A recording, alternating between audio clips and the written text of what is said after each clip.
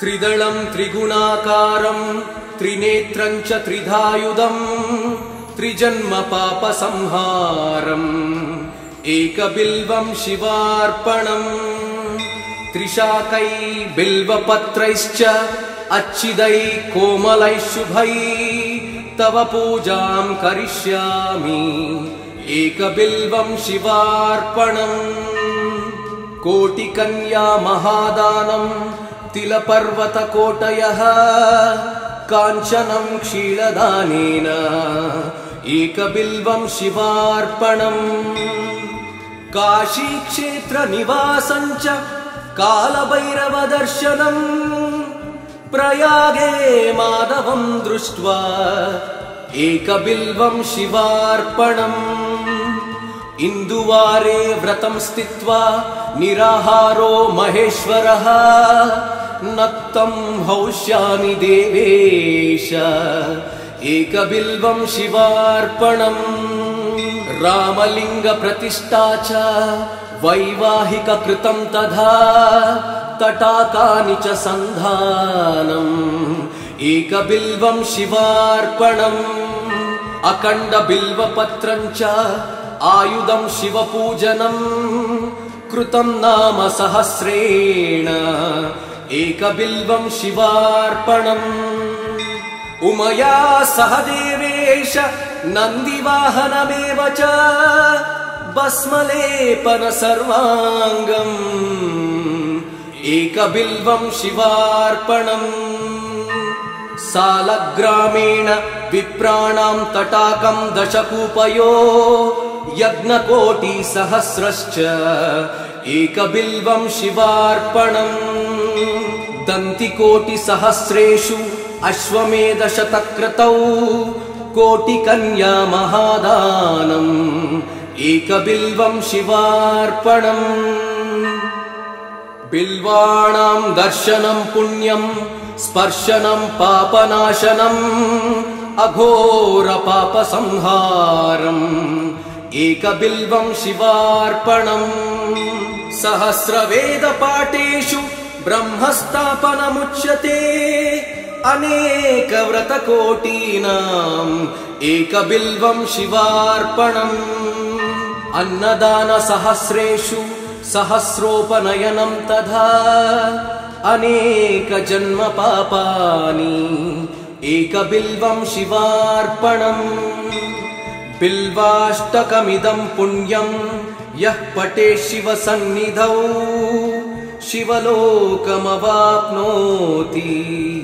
एकबिल्वं शिवार्पणम्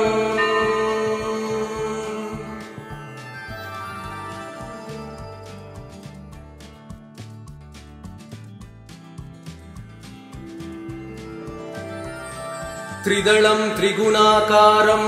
त्रिनेत्रं च त्रिधायुधं त्रिजन्म पापसंहारम् एकबिल्वं शिवार्पणम् त्रिशाकै बिल्वपत्रैश्च अच्छिदै कोमलैः शुभै तव पूजां करिष्यामि एकबिल्वं शिवार्पणम् कोटिकन्या महादानं तिलपर्वतकोटयः काञ्चनं क्षीरदानेन एकबिल्वं शिवार्पणम् काशीक्षेत्रनिवासं च कालभैरवदर्शनम् प्रयागे माधवं दृष्ट्वा एकबिल्वं शिवार्पणम् इन्दुवारे व्रतं स्थित्वा निराहारो महेश्वरः नक्तं हौष्यामि देवेश एकबिल्वं शिवार्पणम् रामलिङ्गप्रतिष्ठा च वैवाहिककृतं तथा तटाकानि च सन्धानम् एकबिल्वं शिवार्पणम् अखण्डबिल्वपत्रं च आयुधं शिवपूजनं कृतं नाम सहस्रेण एकबिल्वं शिवार्पणम्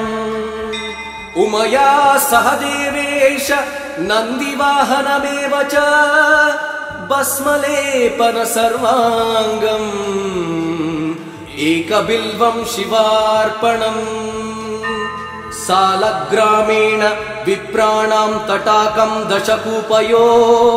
यज्ञकोटिसहस्रश्च एकबिल्वं शिवार्पणम् दन्तिकोटिसहस्रेषु अश्वमेधशतक्रतौ कोटिकन्या महादानम्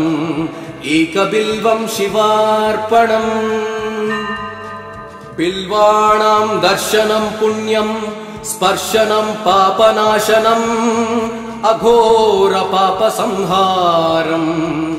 एकबिल्वं शिवार्पणम् सहस्रवेदपाठेषु ब्रह्मस्थापनमुच्यते अनेकव्रतकोटीनाम् एकबिल्वं शिवार्पणम् अन्नदानसहस्रेषु सहस्रोपनयनं तथा अनेकजन्मपापानि एकबिल्वं शिवार्पणम् बिल्वाष्टकमिदं पुण्यं यः पठेत् शिवसन्निधौ शिवलोकमवाप्नोति एकबिल्वं शिवार्पणम्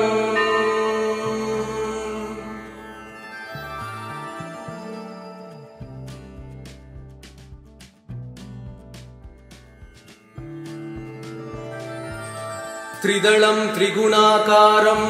त्रिनेत्रं च त्रिधायुधं त्रिजन्मपापसंहारम् एकबिल्वं शिवार्पणम् त्रिशाकै बिल्वपत्रैश्च अच्छिदै कोमलैः शुभै तव पूजां करिष्यामि एकबिल्वं शिवार्पणम् कोटिकन्या महादानं तिलपर्वतकोटयः काञ्चनं क्षीरदानेन एकबिल्वं शिवार्पणम् काशीक्षेत्रनिवासं च कालभैरवदर्शनम् प्रयागे माधवं दृष्ट्वा एकबिल्वं शिवार्पणम् इन्दुवारे व्रतं स्थित्वा निराहारो महेश्वरः नक्तं हौष्यामि देवेश एकबिल्वं शिवार्पणम् रामलिङ्गप्रतिष्ठा च वैवाहिककृतं तथा तटाकानि च सन्धानम् एकबिल्वं शिवार्पणम् अखण्डबिल्वपत्रं च आयुधं शिवपूजनं कृतं नाम सहस्रेण एकबिल्वं शिवार्पणम् उमया सह देवेश नन्दिवाहनमेव च भस्मलेपन सर्वाङ्गम् एकबिल्वं शिवार्पणम् सालग्रामेण विप्राणां तटाकं दशकूपयो यज्ञकोटिसहस्रश्च एकबिल्वं शिवार्पणम् दन्तिकोटिसहस्रेषु अश्वमेधशतक्रतौ कोटिकन्या महादानम् एकबिल्वं शिवार्पणम् बिल्वाणां दर्शनं पुण्यं स्पर्शनं पापनाशनम् अघोरपापसंहारम् एकबिल्वं शिवार्पणम् सहस्रवेदपाठेषु ब्रह्मस्थापनमुच्यते अनेकव्रतकोटीनाम् एकबिल्वं शिवार्पणम् अन्नदानसहस्रेषु सहस्रोपनयनं तथा अनेकजन्मपापानि एकबिल्वं शिवार्पणम् बिल्वाष्टकमिदं पुण्यं यः पठेत् शिवसन्निधौ शिवलोकमवाप्नोति एकबिल्वं शिवार्पणम्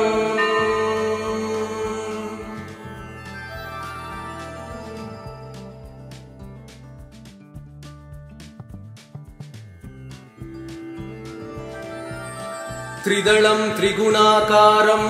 त्रिनेत्रं च त्रिधायुधं त्रिजन्मपापसंहारम् एकबिल्वं शिवार्पणम् त्रिशाकै बिल्वपत्रैश्च अच्छिदै कोमलैः शुभै तव पूजां करिष्यामि एकबिल्वं शिवार्पणम् कोटिकन्या महादानं तिलपर्वतकोटयः काञ्चनं क्षीरदानेन एकबिल्वं शिवार्पणम् काशीक्षेत्रनिवासं च कालभैरवदर्शनम् प्रयागे माधवं दृष्ट्वा एकबिल्वं शिवार्पणम् इन्दुवारे व्रतं स्थित्वा निराहारो महेश्वरः नक्तं हौष्यामि देवेश एकबिल्वं शिवार्पणम् रामलिङ्गप्रतिष्ठा च वैवाहिककृतं तथा तटाकानि च सन्धानम् एकबिल्वं शिवार्पणम् अखण्डबिल्वपत्रं च आयुधं शिवपूजनम् कृतं नाम सहस्रेण एकबिल्वं शिवार्पणम् उमया सह देवेश नन्दिवाहनमेव च भस्मलेपन सर्वाङ्गम् एकबिल्वं शिवार्पणम् सालग्रामेण विप्राणां तटाकं दशकूपयो यज्ञकोटिसहस्रश्च एकबिल्वं शिवार्पणम् दन्तिकोटिसहस्रेषु अश्वमेधशतक्रतौ कोटिकन्या महादानम् एकबिल्वं शिवार्पणम् बिल्वाणां दर्शनं पुण्यं स्पर्शनं पापनाशनम् अघोरपापसंहारम् एकबिल्वं शिवार्पणम् सहस्रवेदपाठेषु ब्रह्मस्थापनमुच्यते अनेकव्रतकोटीनाम् एकबिल्वं शिवार्पणम् अन्नदानसहस्रेषु सहस्रोपनयनं तथा अनेकजन्मपापानि एकबिल्वं शिवार्पणम् बिल्वाष्टकमिदं पुण्यं यः पठेत् शिवसन्निधौ शिवलोकमवाप्नोति एकबिल्वं शिवार्पणम्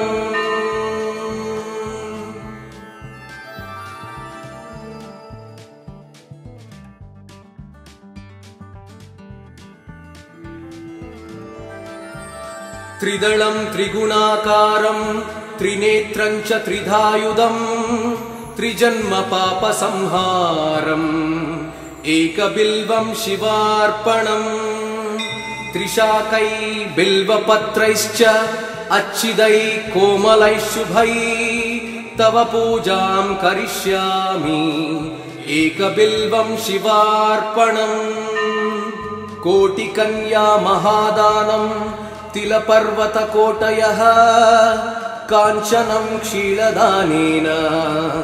एकबिल्वं शिवार्पणम् काशीक्षेत्रनिवासं च कालभैरवदर्शनम् प्रयागे माधवं दृष्ट्वा एकबिल्वं शिवार्पणम् इन्दुवारे व्रतं स्थित्वा निराहारो महेश्वरः नक्तं हौष्यामि देवेश एकबिल्वं शिवार्पणम् रामलिङ्गप्रतिष्ठा च वैवाहिककृतं तथा तटाकानि च सन्धानम् एकबिल्वं शिवार्पणम् अखण्डबिल्वपत्रं च आयुधं शिवपूजनम् कृतं नाम सहस्रेण एकबिल्वं शिवार्पणम् उमया सह देवेश नन्दिवाहनमेव च भस्मलेपन सर्वाङ्गम्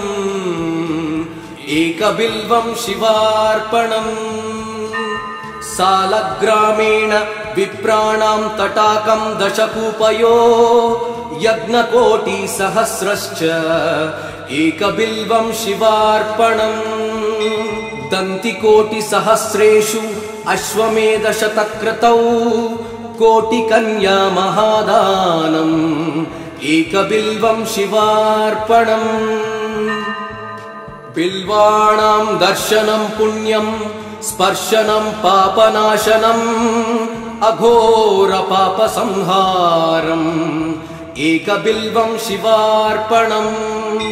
सहस्रवेदपाठेषु ब्रह्मस्थापनमुच्यते अनेकव्रतकोटीनाम् एकबिल्वं शिवार्पणम् अन्नदानसहस्रेषु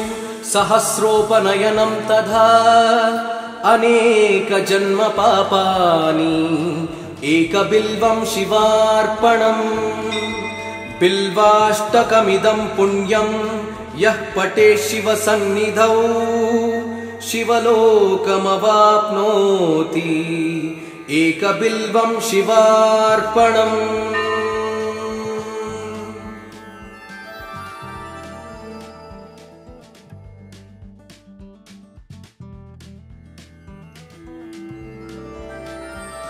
त्रिदलं त्रिगुणाकारं त्रिनेत्रं च त्रिधायुधं त्रिजन्मपापसंहारम् एकबिल्वं शिवार्पणम् त्रिशाकै बिल्वपत्रैश्च अच्छिदै कोमलैः शुभै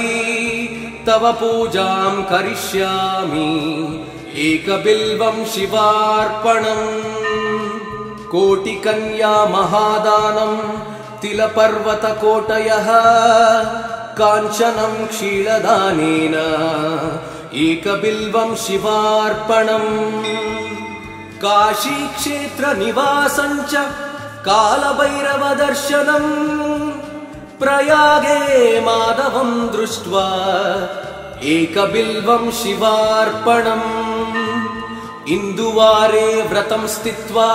निराहारो महेश्वरः नक्तं हौष्यामि देवेश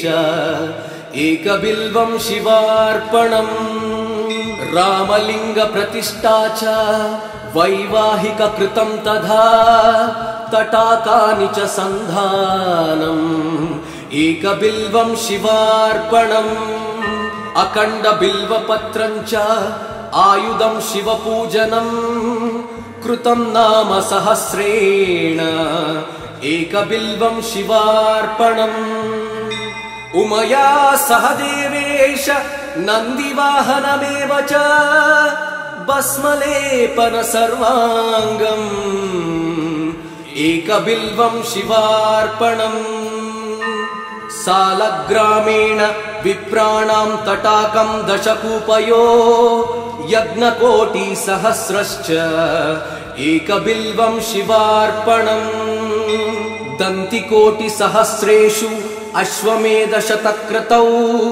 कोटिकन्या महादानम् एकबिल्वं शिवार्पणम् बिल्वाणां दर्शनं पुण्यं स्पर्शनं पापनाशनम् अघोरपापसंहारम् एकबिल्वं शिवार्पणम् सहस्रवेदपाठेषु ब्रह्मस्थापनमुच्यते अनेकव्रतकोटीनाम् एकबिल्वं शिवार्पणम् अन्नदानसहस्रेषु सहस्रोपनयनं तथा अनेकजन्मपापानि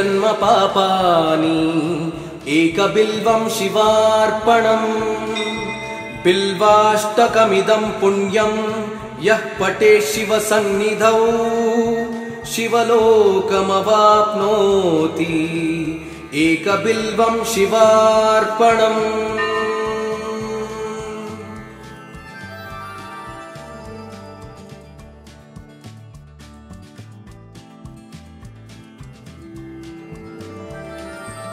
त्रिदलं त्रिगुणाकारं त्रिनेत्रं च त्रिधायुधं त्रिजन्मपापसंहारम् एकबिल्वं शिवार्पणम् त्रिशाकै बिल्वपत्रैश्च अच्छिदै कोमलैः शुभै तव पूजां करिष्यामि एकबिल्वं शिवार्पणम् कोटिकन्या महादानं तिलपर्वतकोटयः काञ्चनं क्षीरदानेन एकबिल्वं शिवार्पणम् काशीक्षेत्रनिवासं च कालभैरवदर्शनम् प्रयागे माधवं दृष्ट्वा एकबिल्वं शिवार्पणम् इन्दुवारे व्रतं स्थित्वा निराहारो महेश्वरः नक्तं हौष्यामि देवेश एकबिल्वं शिवार्पणम् रामलिङ्गप्रतिष्ठा च वैवाहिककृतं तथा तटाकानि च सन्धानम् एकबिल्वं शिवार्पणम् अखण्डबिल्वपत्रं च आयुधं शिवपूजनम् कृतं नाम सहस्रेण एकबिल्वं शिवार्पणम् उमया सह देवेश नन्दिवाहनमेव च भस्मलेपन सर्वाङ्गम् एकबिल्वं शिवार्पणम् सालग्रामेण विप्राणां तटाकं दशकूपयो यज्ञकोटिसहस्रश्च एकबिल्वं शिवार्पणम् दन्तिकोटिसहस्रेषु अश्वमेधशतक्रतौ कोटिकन्या महादानम् एकबिल्वं शिवार्पणम् बिल्वाणां दर्शनं पुण्यं स्पर्शनं पापनाशनम् अघोरपापसंहारम् एकबिल्वं शिवार्पणम् सहस्रवेदपाठेषु ब्रह्मस्थापनमुच्यते अनेकव्रतकोटीनाम् एकबिल्वं शिवार्पणम् अन्नदानसहस्रेषु सहस्रोपनयनं तथा अनेकजन्मपापानि एकबिल्वं शिवार्पणम् बिल्वाष्टकमिदं पुण्यं यः पठेत् शिवसन्निधौ शिवलोकमवाप्नोति एकबिल्वं शिवार्पणम्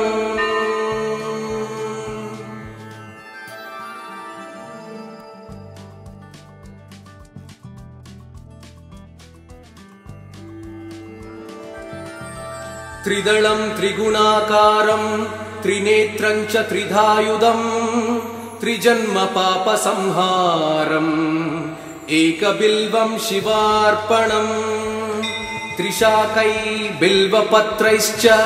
अच्छिदै कोमलैः शुभै तव पूजां करिष्यामि एकबिल्वं शिवार्पणम् कोटिकन्या महादानं तिलपर्वतकोटयः काञ्चनं क्षीरदानेन एकबिल्वं शिवार्पणम् काशीक्षेत्रनिवासं च कालभैरवदर्शनम् प्रयागे माधवं दृष्ट्वा एकबिल्वं शिवार्पणम् इन्दुवारे व्रतं स्थित्वा निराहारो महेश्वरः नक्तं हौष्यामि देवेश एकबिल्वं शिवार्पणम् रामलिङ्गप्रतिष्ठा च वैवाहिककृतं तथा तटाकानि च सन्धानम् एकबिल्वं शिवार्पणम् अखण्डबिल्वपत्रं च आयुधं शिवपूजनम् कृतं नाम सहस्रेण एकबिल्वं शिवार्पणम् उमया सह देवेश नन्दिवाहनमेव च भस्मलेपन सर्वाङ्गम् एकबिल्वं शिवार्पणम् सालग्रामेण विप्राणां तटाकं दशकूपयो यज्ञकोटिसहस्रश्च एकबिल्वं शिवार्पणम् दन्तिकोटिसहस्रेषु अश्वमेधशतक्रतौ कोटिकन्या महादानम् एकबिल्वं शिवार्पणम् बिल्वाणां दर्शनं पुण्यं स्पर्शनं पापनाशनम् अघोर पापसंहारम् एकबिल्वं शिवार्पणम् सहस्रवेदपाठेषु ब्रह्मस्थापनमुच्यते अनेकव्रतकोटीनाम् एकबिल्वं शिवार्पणम् अन्नदानसहस्रेषु सहस्रोपनयनं तथा अनेकजन्म पापानि एकबिल्वं शिवार्पणम् बिल्वाष्टकमिदं पुण्यं यः पठेत् शिवसन्निधौ शिवलोकमवाप्नोति एकबिल्वं शिवार्पणम्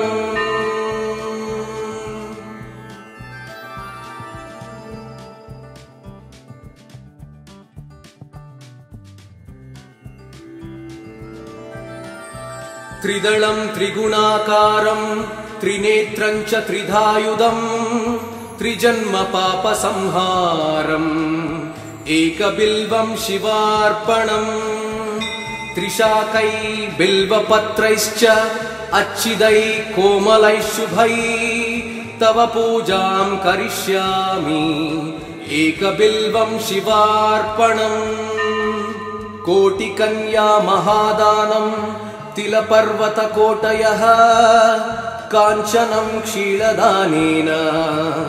एकबिल्वं शिवार्पणम् काशीक्षेत्रनिवासं च कालभैरवदर्शनम्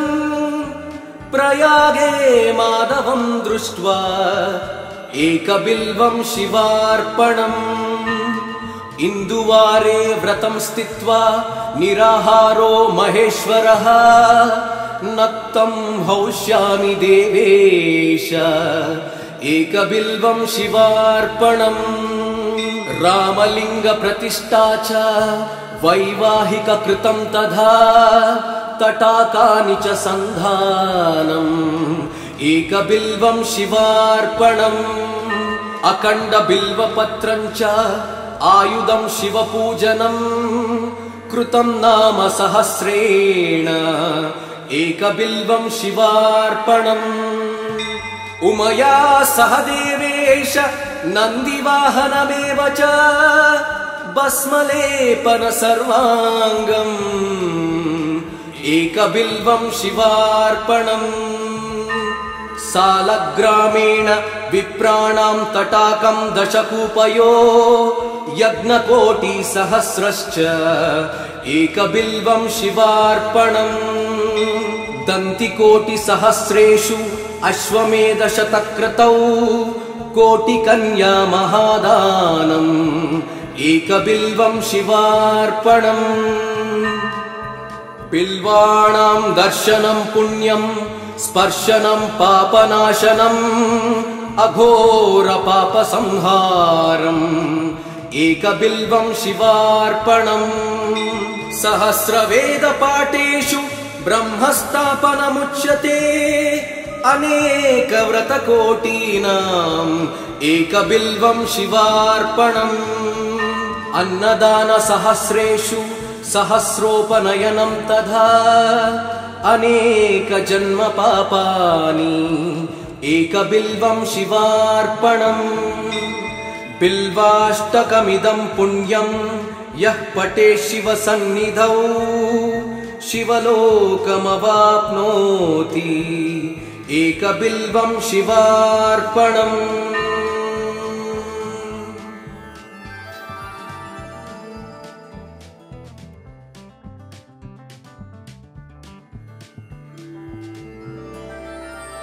त्रिदलं त्रिगुणाकारं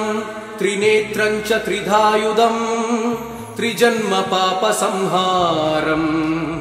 एकबिल्वं शिवार्पणम् त्रिशाकै बिल्वपत्रैश्च अच्छिदै कोमलैः शुभै तव पूजां करिष्यामि एकबिल्वं शिवार्पणम् कोटिकन्या महादानं तिलपर्वतकोटयः काञ्चनं क्षीरदानेन एकबिल्वं शिवार्पणम् काशीक्षेत्रनिवासं च कालभैरवदर्शनम् प्रयागे माधवं दृष्ट्वा एकबिल्वं शिवार्पणम् इन्दुवारे व्रतं स्थित्वा निराहारो महेश्वरः नक्तं हौष्यामि देवेश एकबिल्वं शिवार्पणम् रामलिङ्गप्रतिष्ठा च वैवाहिककृतं तथा तटाकानि च सन्धानम् एकबिल्वं शिवार्पणम् अखण्डबिल्वपत्रं च आयुधं शिवपूजनम् कृतं नाम सहस्रेण एकबिल्वं शिवार्पणम् उमया सह देवेश नन्दिवाहनमेव च भस्मलेपन सर्वाङ्गम् एकबिल्वं शिवार्पणम् सालग्रामेण विप्राणां तटाकं दशकूपयो यज्ञकोटिसहस्रश्च एकबिल्वं शिवार्पणम् दन्तिकोटिसहस्रेषु अश्वमेधशतक्रतौ कोटिकन्या महादानम् एकबिल्वं शिवार्पणम् बिल्वाणां दर्शनं पुण्यं स्पर्शनं पापनाशनम् अघोरपापसंहारम् एकबिल्वं शिवार्पणम् सहस्रवेदपाठेषु ब्रह्मस्थापनमुच्यते अनेकव्रतकोटीनाम् एकबिल्वं शिवार्पणम् अन्नदानसहस्रेषु सहस्रोपनयनं तथा अनेकजन्मपापानि एकबिल्वं शिवार्पणम् बिल्वाष्टकमिदं पुण्यं यः पठेत् शिवसन्निधौ शिवलोकमवाप्नोति एकबिल्वं शिवार्पणम्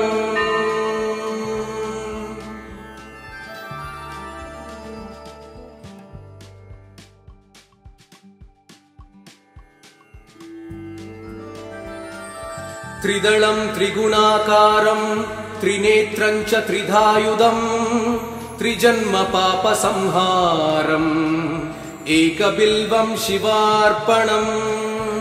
त्रिशाकै बिल्वपत्रैश्च अच्छिदै कोमलैः शुभै तव पूजां करिष्यामि एकबिल्वं शिवार्पणम् कोटिकन्या महादानं तिलपर्वतकोटयः काञ्चनं क्षीरदानेन एकबिल्वं शिवार्पणम् काशीक्षेत्रनिवासं च कालभैरवदर्शनम् प्रयागे माधवं दृष्ट्वा एकबिल्वं शिवार्पणम् इन्दुवारे व्रतं स्थित्वा निराहारो महेश्वरः नक्तं हौष्यामि देवेश एकबिल्वं शिवार्पणम् रामलिङ्गप्रतिष्ठा च वैवाहिककृतं तथा तटाकानि च सन्धानम् एकबिल्वं शिवार्पणम् अखण्डबिल्वपत्रं च आयुधं शिवपूजनम् कृतं नाम सहस्रेण एकबिल्वं शिवार्पणम् उमया सह देवेश नन्दिवाहनमेव च भस्मलेपन सर्वाङ्गम् एकबिल्वं शिवार्पणम् सालग्रामेण विप्राणां तटाकं दशकूपयो यज्ञकोटिसहस्रश्च एकबिल्वं शिवार्पणम् दन्तिकोटिसहस्रेषु अश्वमेधशतक्रतौ कोटिकन्या महादानम् एकबिल्वं शिवार्पणम् बिल्वाणां दर्शनं पुण्यं स्पर्शनं पापनाशनम् अघोर पापसंहारम् एकबिल्वं शिवार्पणम् सहस्रवेदपाठेषु ब्रह्मस्थापनमुच्यते अनेकव्रतकोटीनाम् एकबिल्वं शिवार्पणम् अन्नदानसहस्रेषु सहस्रोपनयनं तथा अनेकजन्म पापानि एकबिल्वं शिवार्पणम् बिल्वाष्टकमिदं पुण्यं यः पठेत् शिवसन्निधौ शिवलोकमवाप्नोति एकबिल्वं शिवार्पणम्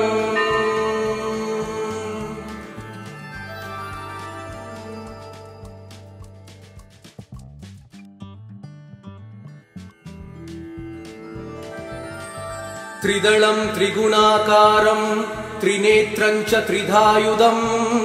त्रिजन्म पापसंहारम् एकबिल्वं शिवार्पणम् त्रिशाकै बिल्वपत्रैश्च अच्छिदै कोमलैः शुभै तव पूजां करिष्यामि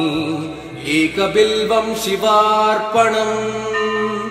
कोटिकन्या महादानं तिलपर्वतकोटयः काञ्चनं क्षीरदानेन एकबिल्वं शिवार्पणम् काशीक्षेत्रनिवासं च कालभैरवदर्शनम् प्रयागे माधवं दृष्ट्वा एकबिल्वं शिवार्पणम् इन्दुवारे व्रतं स्थित्वा निराहारो महेश्वरः नक्तं हौष्यामि देवेश एकबिल्वं शिवार्पणम् रामलिङ्गप्रतिष्ठा च वैवाहिककृतं तथा तटाकानि च सन्धानम् एकबिल्वं शिवार्पणम् अखण्डबिल्वपत्रं च आयुधं शिवपूजनम् कृतं नाम सहस्रेण एकबिल्वं शिवार्पणम् उमया सह देवेश नन्दिवाहनमेव च भस्मलेपन सर्वाङ्गम् एकबिल्वं शिवार्पणम् सालग्रामेण विप्राणां तटाकं दशकूपयो यज्ञकोटिसहस्रश्च एकबिल्वं शिवार्पणम् दन्तिकोटिसहस्रेषु अश्वमेधशतक्रतौ कोटिकन्या महादानम् एकबिल्वं शिवार्पणम् बिल्वाणां दर्शनं पुण्यं स्पर्शनं पापनाशनम् अघोर पापसंहारम् एकबिल्वं शिवार्पणम् सहस्रवेदपाठेषु ब्रह्मस्थापनमुच्यते अनेकव्रतकोटीनाम् एकबिल्वं शिवार्पणम् अन्नदानसहस्रेषु सहस्रोपनयनं तथा अनेकजन्म पापानि एकबिल्वं शिवार्पणम् बिल्वाष्टकमिदं पुण्यं यः पठेत् शिवसन्निधौ शिवलोकमवाप्नोति एकबिल्वं शिवार्पणम्।